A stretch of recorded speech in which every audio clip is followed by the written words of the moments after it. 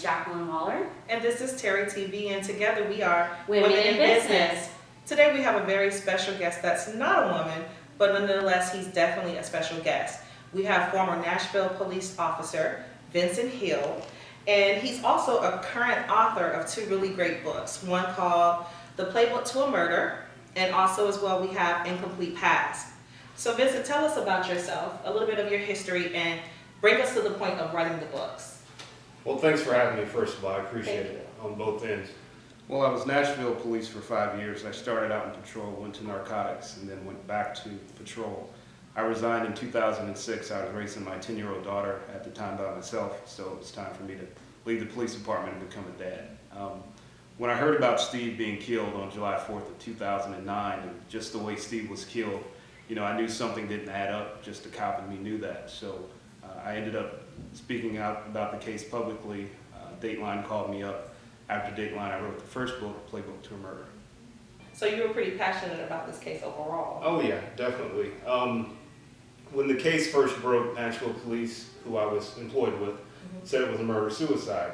But when you look at how Steve was killed, he was shot once in each temple and twice in the chest. But they tried to blame this on Steve's 20-year-old mistress, who at the time Steve was giving thousands of dollars a week to.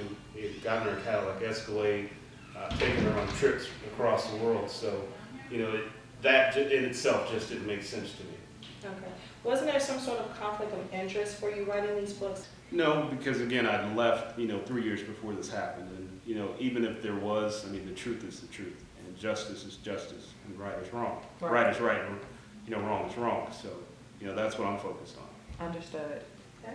You were also a private investigator at that time as well, right? Yeah, I actually got my license in Tennessee to be a private investigator. Steve's mother actually hired me to investigate the case as well.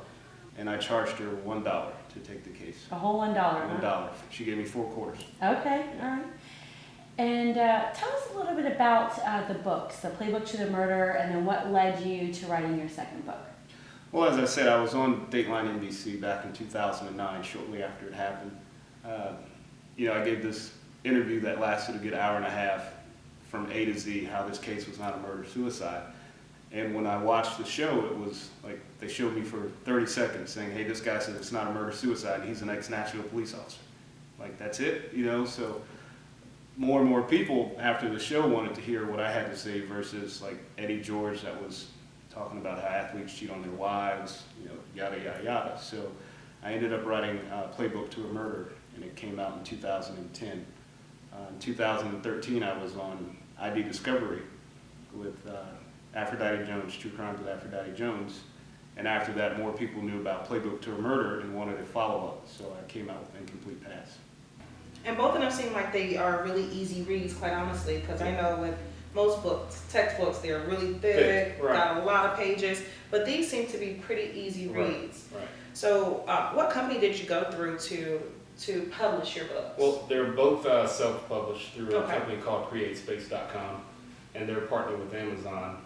And to your point, I did make the books very easy to read. I didn't want to use a bunch of police jargon and big words that people would get bored with. And if I go to a bookstore and I pick up a book this big, I'm going to put it down because I know I'm not going to ever read through it. Are you still in contact with Steve McNair's family? All the time. His mother and I are very close. I actually call her Mama.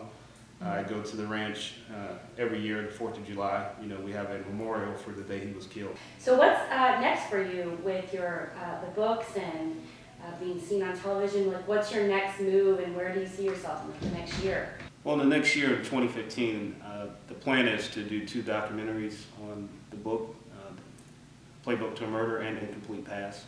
I'm just about done signing that deal, so that'll be pretty big. I'll be able to tell the story the way it should be told.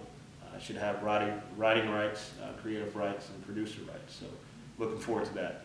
Okay, well, thank you so much for coming and being interviewed today. And we are signing off as Women in Business. Even though he's just a just a man.